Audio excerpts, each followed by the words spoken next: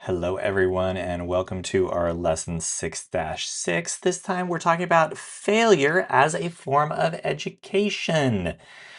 Failure is not something that you often want to think about when you are in a business or you're starting a business, but it is an important part of the process. So, why do startups or why do entrepreneurs, first-time businesses often fail? Well, let's take a look at a couple of reasons. Well, first off, let me tell you that 50% of all small businesses, they fail within the first 5 years. Okay? But why? Because when you think about it, entrepreneurs typically, why does it happen? Well, when you think about it, typically entrepreneurs have traits like these. They have innovation, passion, vision, confidence, work ethic, persistence. They have focus, persuasiveness. They're willing to take risks. They're good at bootstrapping. They're lifelong learners. They also have skills like leadership, operations, communication, sales, marketing, technical, financial, risk management, problem solving. So even though they have all these strengths and weaknesses, these skills, these traits, why do startups fail? Well, there's 8 basic reasons. So let's take a look at each of them. One is insufficient management. Management is about people. I will emphasize that. Management is about people. People are your most important asset. Adam Newman, who is the co-founder of a company called WeWork, said that people are the most important thing. The business model and the product will follow if you have the right people. Number 2, insufficient planning. Hope is a wonderful thing, but James Cameron said, hope is not a strategy. Successful entrepreneurs understand their competition. They have a go-to market plan, a plan for funding the company. They have realistic goals and timelines, and they often have contingency plans for when the original plan, doesn't work. You got plan A, great, started, but maybe it doesn't work. Okay, time to go to plan B. Well, you end up with plan Q by the time you get going.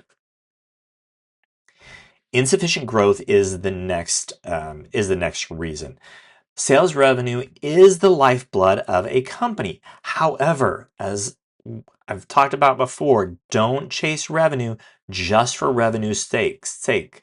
Don't chase the money just because you want the money.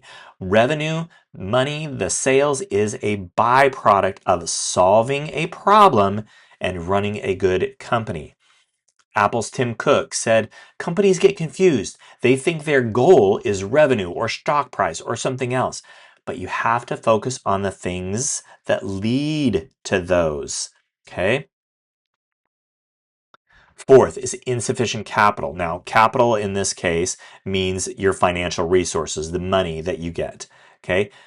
Businesses require that money to function.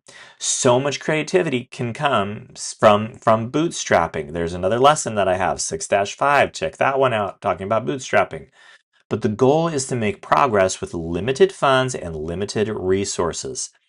Chase the vision, not the money. The money will end up following you. And that's from the late, great Tony Hash, who is the CEO of Zappos. Capital, money, is attracted to real solutions and real opportunities. Next, insufficient experience. It would be great, it would be awesome to have decades of experience. But a famous Chinese proverb says the best time to plant a tree was 20 years ago. The second best time is now. There is no time like the present. If you want, seek a mentor to help provide that experience where it's needed, or find a friend to take the journey along with you. Ultimately, the only way to gain experience is through experience. Next, insufficient risk.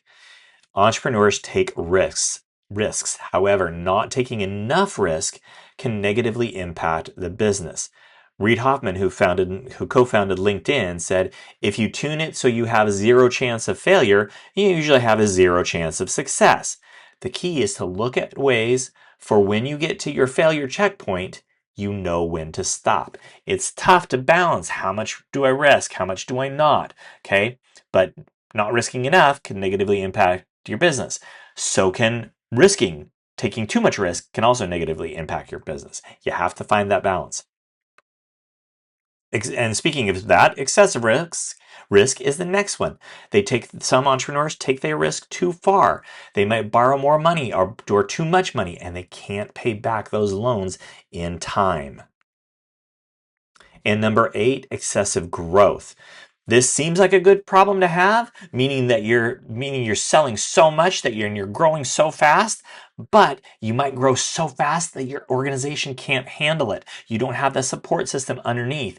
And so when that happens, that support system collapses, your business collapses. So remember, failure is a part of the process. Great things come from failure. I think I've said before, you can learn more from failure than almost anything else. And John Maxwell, who's a famous business and leadership advisor, he says, and he has a book by the same title, Fail Forward. IDEO, a great innovation company, they have a motto that says, fail often in order to succeed sooner. Great things come from failure. Be aware of some of those pitfalls, and you can do great things. So that is our lesson 6-6 on failure as a form of education.